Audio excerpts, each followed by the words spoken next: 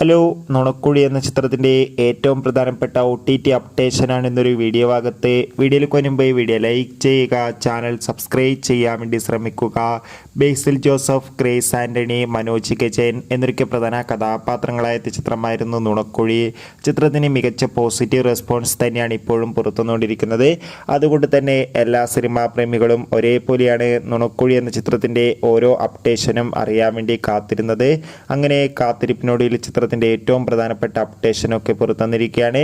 ചിത്രത്തിൻ്റെ OTT അവകാശങ്ങൾ ഇപ്പോൾ ഡിസ്നി പ്ലസ്, ഹോട്ട്സ്റ്റാറും സാറ്റലൈറ്റ് അവകാശങ്ങൾ ഏഷ്യാനെറ്റും സ്വന്തമാക്കിയെന്നാണ് അറിയാൻ വേണ്ടി സാധിച്ചിട്ടുള്ളത്. ചിത്രം തിയേറ്ററുകളിൽ റിലീസ് ചെയ്ത 42 ദിവസം കഴിഞ്ഞ് OTT റിലീസ് ചെയ്യുമെന്നാണ് അറിയാൻ വേണ്ടി സാധിച്ചിട്ടുള്ളത്. കാത്തിരിക്കാം നമുക്ക് നുണക്കുഴി എന്ന ചിത്രത്തിൻ്റെ കൂടുതൽ അപ്ഡേഷൻ അറിയാൻ വേണ്ടി. ചിത്രം കണ്ടവരുടെ അഭിപ്രായം കമൻറ്റ് ചെയ്യുക.